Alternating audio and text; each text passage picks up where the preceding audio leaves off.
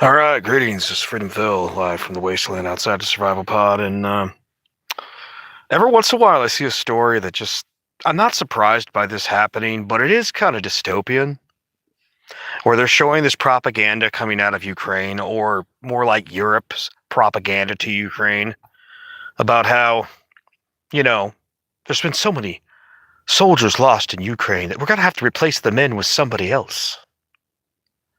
We're going to have to replace them with anybody else.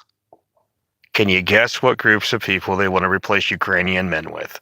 All because God, GDP can never go down. Yeah.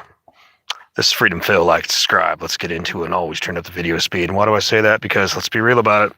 Watch videos faster. If I choose to upload this, watching at 1.75.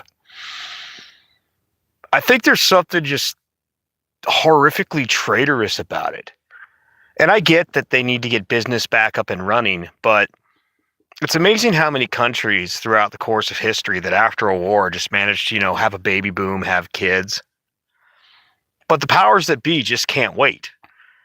I don't care which countries you're from. Where it's like, well, we have to, get the country up and running and be back where it was before the war. Well, it'll get there eventually. It might take a while. But it's like all the life, all the deaths, just fucking thrown in a meat grinder between Russia and Ukraine. And either way, Russia will be fine. Russia always chugs along, because it does. But what does that say to the average Ukrainian when they pointed a gun at you and then you see these propaganda about your women, the leftover women, marrying some guy from Pakistan, India, Asia. And look, I don't really have a problem with those people. But it just seems a little fucked up that right after, they're not even missing a beat. They're like, well, this war ends. We're going to have to get the machine running again. It reminds me similar to what happened in kind of a gamer example, but Skyrim. While the Stormcloaks are off fighting for the Empire to save their home and country, their own traitorous government sold them down the river. Sold them and their lands down the river and we're slowly invaded by a bunch of foreigners. Think what you want of it. But if you had watched your own,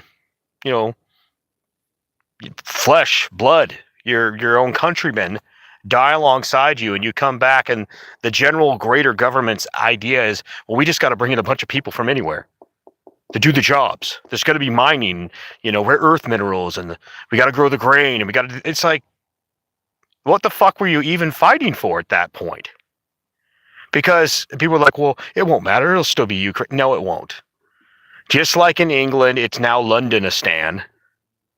And parts of look at the nonsense going on in Paris. Look at every single country in Europe that's a major area. They're becoming shitholes. And the answer from these, I hate using the term, not to sound like Alex Jones here, but globalists, is, well, we can't possibly lose any GDP.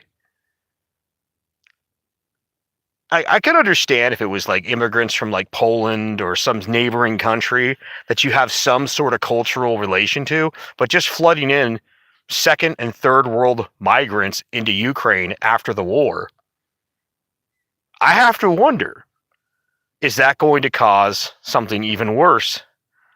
And then one might question, is it even worse? Are there going to be a bunch of Ukrainians that say, if this is what we fought for and our own country is now selling us down the river along with Europe, along with everybody else, we were just used as a human flesh wall of meat to allegedly keep Russia out of Europe. If this is what the EU is doing to us, there might be some people who start sympathizing with Russia. They might look at it and go, I think it's a raw deal that our country is now being flooded with foreign brown people from all over. And look, I don't have a problem with your race. I don't have a problem with any of that.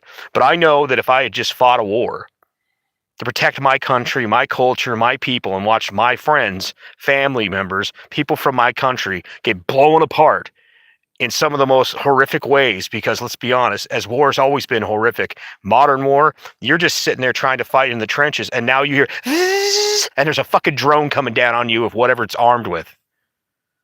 You're just literally like fucking meat. And you managed to survive that chaos only to have your country sold out by the greater European Union and Davos and all. This is part of the reason that a lot of young men out there have no interest in saving the nations they live in. Because the minute you're like, it's like I had a relative of mine ask me this one time, and she got herself into some shit. And she's like, well, I mean, if something was going down, I mean, you'd fight them off, wouldn't you? I'm like, and I had to think about the answer because I asked her, I said, well, if I'm dead, how many more years am I going to live? Well, I mean, she's like, well, you're dead, so you're gone. I'm like, and so everything I could have been, could have done, flushed down the toilet because some drama I didn't start. And I said, and I told her, I said, I'm not saying this to be cold, but I've got to think about my own life. And that's the thing that I think more and more young men are having to become more and more conscious about. In a world where you start, when you come out at 18 or whatever age is the age of adulthood in the world, you hit the ground hard. And maybe you've got some genetic advantages, disadvantage. Maybe you're like me, you're a human incarnation of Shrek. I'm a fucking ogre. And so, ain't nobody coming to save me. But then these same people that can't manage to keep shit working right keep fucking it up and then keep on looking over. You gonna fix this? You gonna fix this? I'm sorry, but I don't blame young men, whether it's Ukraine or Europe, America, anywhere in the world, anywhere in the fucking world. I don't blame young men for looking at their country and going, nah, fuck it. Nah, I didn't break it. I'm not fixing it. Well, what happens if nobody fixes it? I guess we're going to shit. I guess we'll find out if all this equality, all this nonsensical equality is real or not. But my God, if the EU and the greater GDP leaders think it's a great idea to flood Ukraine with a bunch of like people from India, Turkey, Africa, Asia, that right there, fuck. That is a backstab. That is backstabbing those people. And then you have to wonder if that's the case. Hey, I bet Russia would have been pretty satisfied if they'd said, "Hey, Russia, here, you got permanent access, or here, that part where your Black Sea Fleet is, you have that."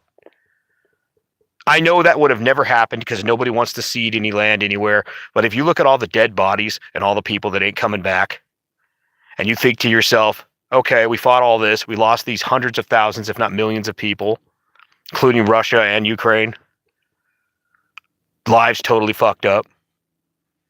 You know, on like places that have to be rebuilt. And then your own country or the greater country of the greater EU decides we're just going to flood your country with a bunch of foreigners.